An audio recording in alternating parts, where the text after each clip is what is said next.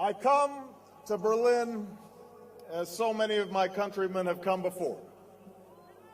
Although tonight I speak to you not as a candidate for president, but as a citizen. A proud citizen of the United States and a fellow citizen of the world.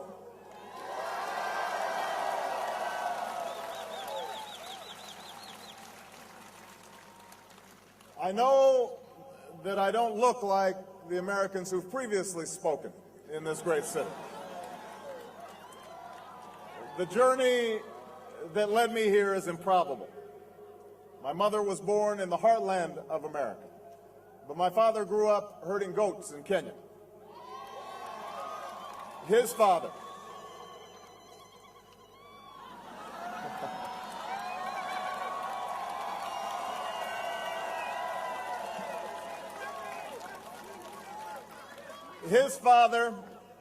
my grandfather, was a cook, a domestic servant to the British. At the height of the Cold War, my father decided, like so many others in the forgotten corners of the world, that his yearning, his dream, required the freedom and opportunity promised by the West. And so he wrote letter after letter to universities all across America until somebody, somewhere, answered his prayer for a better life.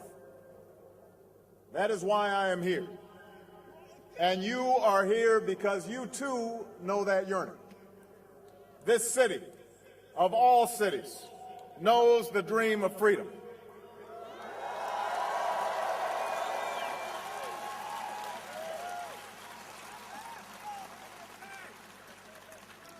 And you know that the only reason we stand here tonight is because men and women from both of our nations came together to work and struggle and sacrifice for that better life. Ours is a partnership that truly began 60 years ago this summer, on the day when the first American plane touched down at Tempelhof. On that day, much of this continent still lay in ruin. The rubble of the city had yet to be built into a wall. The Soviet shadow had swept across Eastern Europe, while in the West, America, Britain, and France took their stock of their losses and pondered how the world might be remade. This is where the two sides met.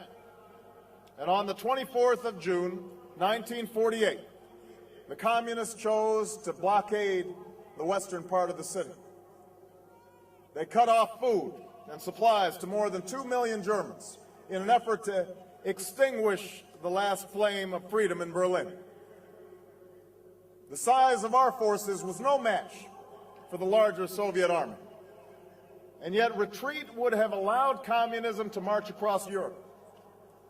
Where the last war had ended, another world war could have easily begun. And all that stood in the way was Berlin. And that's when the airlift began, when the largest and most unlikely rescue in the history brought food and hope to the people of this city. The odds were stacked against success. In the winter, a heavy fog filled the sky above, and many planes were forced to turn back without dropping off the needed supplies. The streets where we stand were filled with hungry families who had no comfort from the cold. But in the darkest hours, the people of Berlin kept the flame of hope burning. The people of Berlin refused to give up. And on one fall day, hundreds of thousands of Berliners came here to the Tiergarten and heard the city's mayor implore the world not to give up on freedom. There is only one possibility, he said, for us to stand together, united, until this battle is won. The people of Berlin have spoken. We have done our duty, he said, and we will keep on doing our duty. People of the world, now do your duty. People of the world, look at Berlin.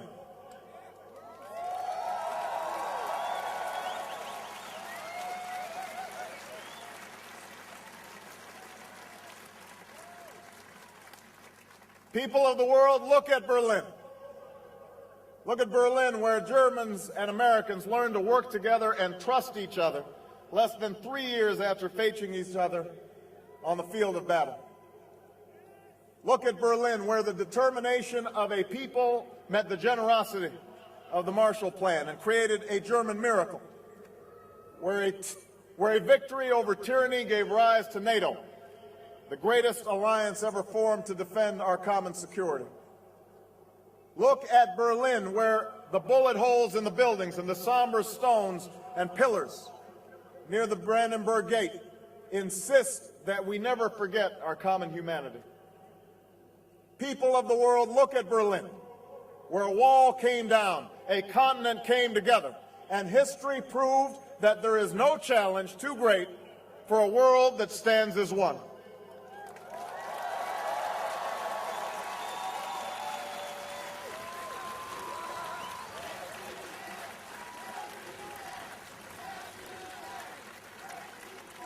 "60 years after the airlift, we are called upon again.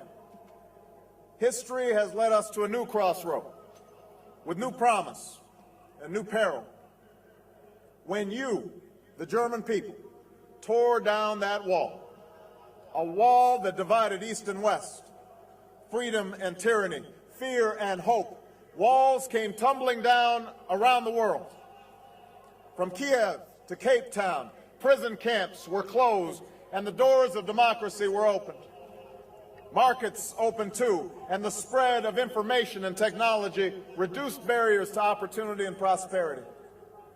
While the 20th century taught us that we share a common destiny, the 21st century has revealed a world more intertwined than at any time in human history. The fall of the Berlin Wall brought new hope. But that very closeness has given rise to new dangers, dangers that cannot be contained within the borders of a country or by the distance of an ocean. Think about it. The terrorists of September 11th plotted in Hamburg and trained in Kandahar and Karachi before killing thousands from all over the globe on American soil. As we speak, cars in Boston and factories in Beijing are melting the ice caps in the Arctic, shrinking coastlines in the Atlantic, and bringing drought to farms from Kansas to Kenya. Poorly secured nuclear material in the former Soviet Union, or secrets from a scientist in Pakistan, could help build a bomb that detonates in Paris. The poppies in Afghanistan come to Berlin in the form of heroin. The poverty and violence in Somalia breeds the terror of tomorrow. The genocide in Darfur shames the conscience of us all.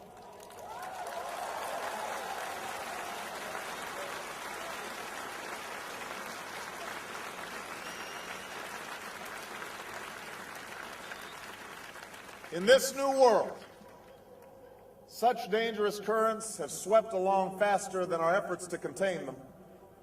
And that is why we cannot afford to be divided.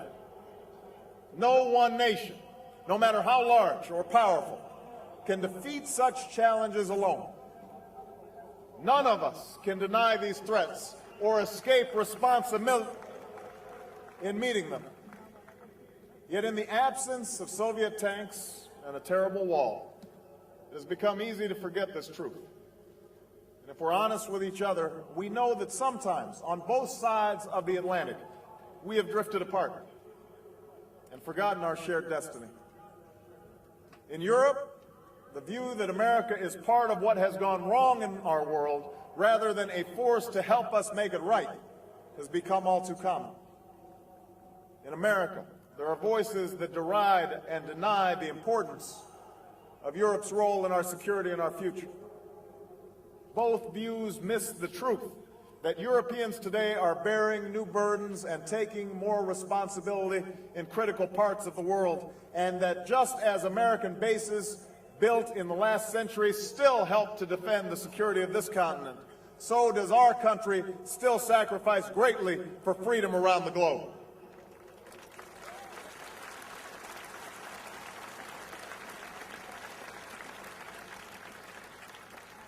Yes, there have been differences between America and Europe.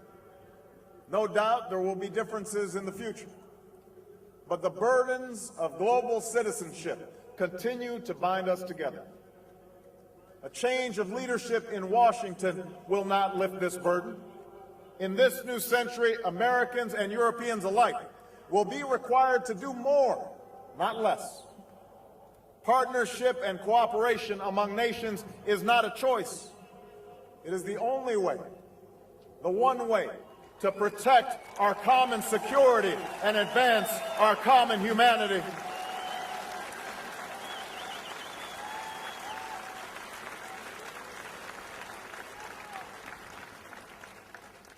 That is why the greatest danger of all is to allow new walls to divide us from one another.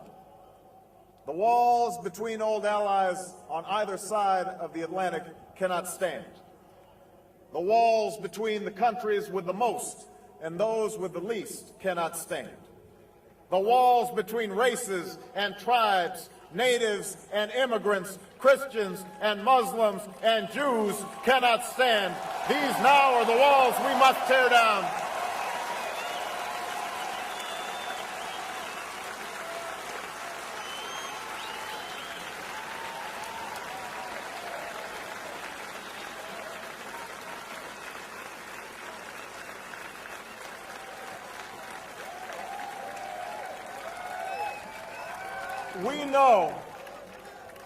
We know that these walls have fallen before.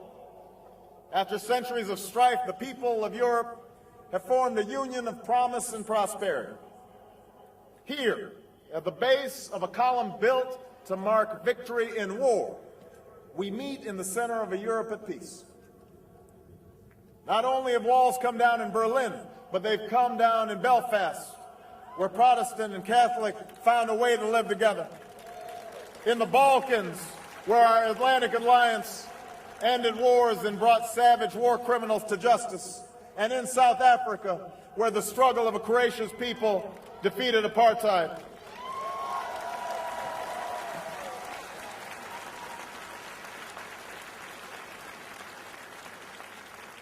So history reminds us that walls can be torn down, but the task is never easy.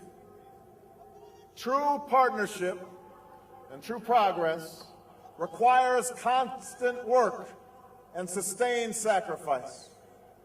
They require sharing the burdens of development and diplomacy, of peace and progress. They require allies who will listen to each other, learn from each other, and most of all, trust each other.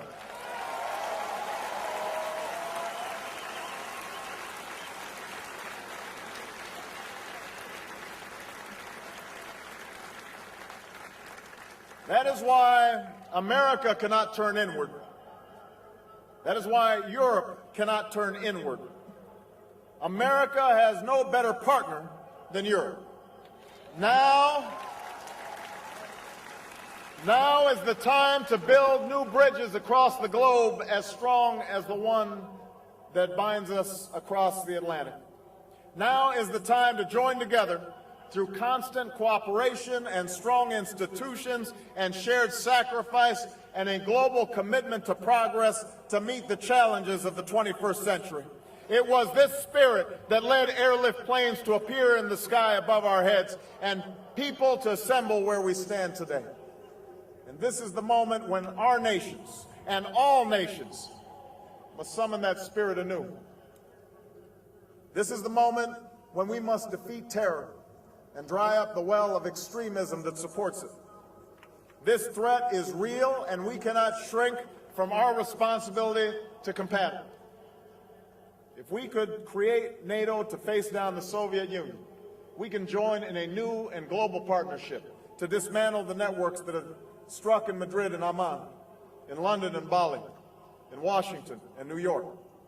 if we could win a battle of ideas against the communists, we can stand with the vast majority of Muslims who reject the extremism that leads to hate instead of hope.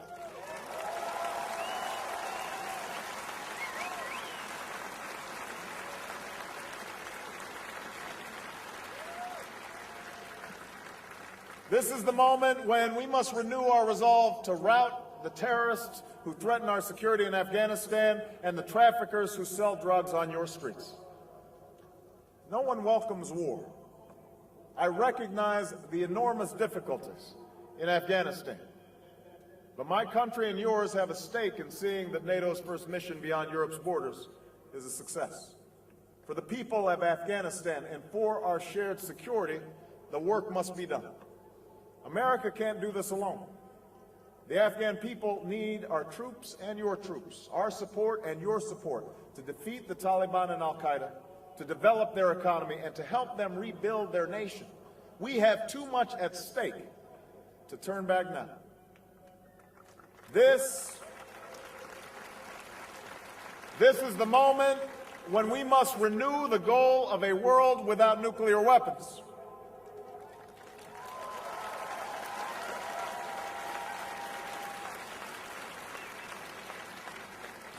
The two superpowers that faced each other across the wall of this city came too close, too often, to destroying all we have built and all that we love. With that wall gone, we need not stand idly by and watch the further spread of the deadly atom. It is time to secure all loose nuclear materials, to stop the spread of nuclear weapons, and to reduce the arsenals from another era. This is the moment to begin the work of seeking the peace of a world without nuclear weapons.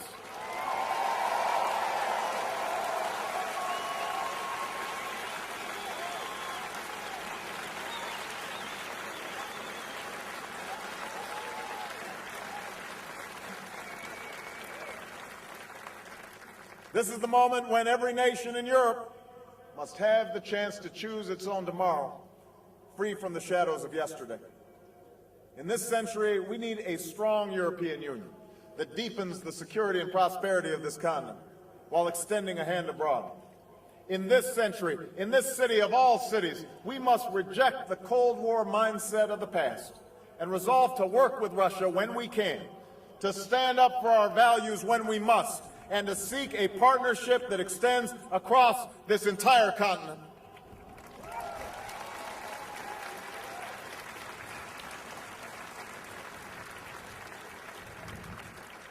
This is the moment when we must build on the wealth that open markets have created and share its benefits more equitably.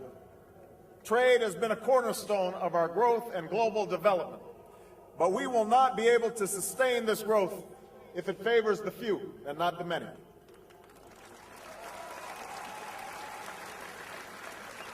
Together, we must forge trade that truly rewards the work that creates wealth, with meaningful protections for our people and our planet. This is the moment for trade that is free and fair for all. This is the moment we must help answer the call for a new dawn in the Middle East. My country must stand with yours and with Europe in sending a direct message to Iran that it must abandon its nuclear ambitions.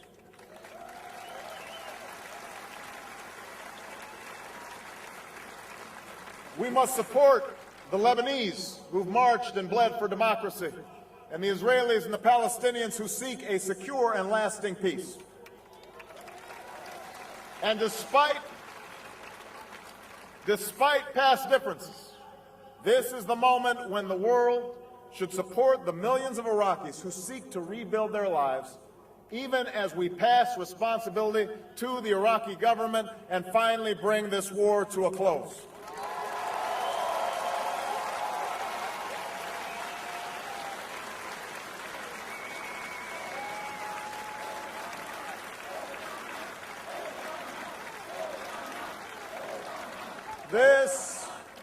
This is the moment when we must come together to save this planet.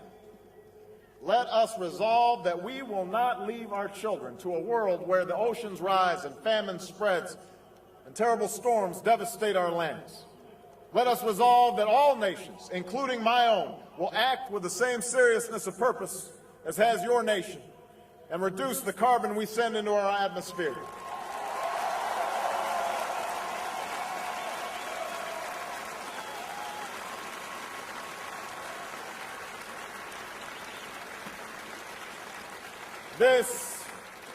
This is the moment to give our children back their future. This is the moment to stand as one. And this is the moment when we must give hope to those left behind in a globalized world. We must remember that the Cold War born in this city was not a battle for land or treasure. 60 years ago, the planes that flew over Berlin did not drop bombs. Instead, they delivered food and coal and candy to grateful children. And in that show of solidarity, those pilots won more than a military victory. They won hearts and minds, love and loyalty and trust, not just from the people in this city, but from all those who heard the story of what they did here. Now the world will watch and remember what we do here, what we do with this moment. Will we extend our hand to the people in the forgotten corners of this world who yearn for lives marked by dignity and opportunity, by security and justice?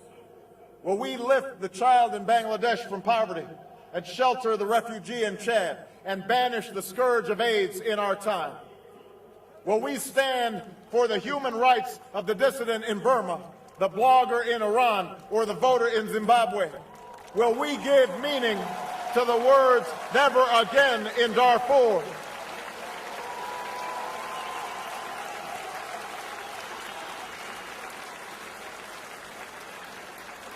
Will we acknowledge that there is no more powerful example than the one each of our nations projects to the world? Will we reject torture and stand for the rule of law? Will we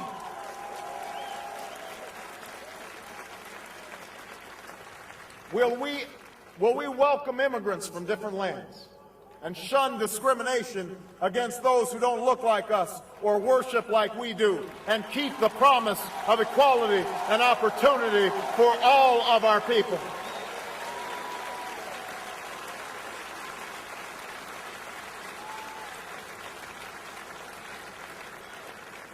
People of Berlin, people of the world, this is our moment. This is our time. I know my country has not perfected itself. At times, we've struggled to keep the promise of liberty and equality for all of our people.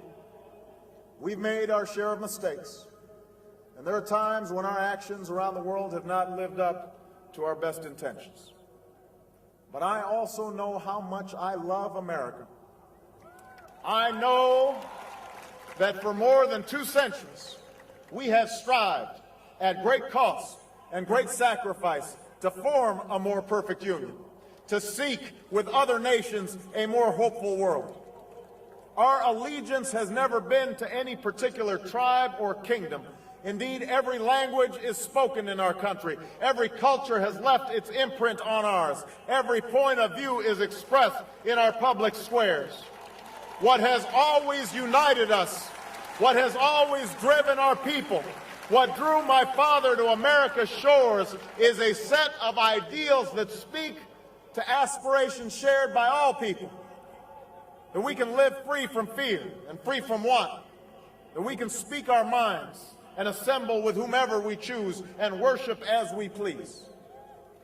These are the aspirations that join the fates of all nations in this city. These aspirations are bigger than anything that drives us apart.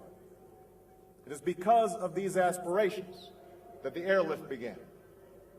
It is because of these aspirations that all free people everywhere became citizens of Berlin. It is in pursuit of these aspirations that a new generation, our generation, must make our mark on the world. People of Berlin and people of the world, the scale of our challenge is great. The road ahead will be long. But I come before you to say that we are heirs to a struggle for freedom.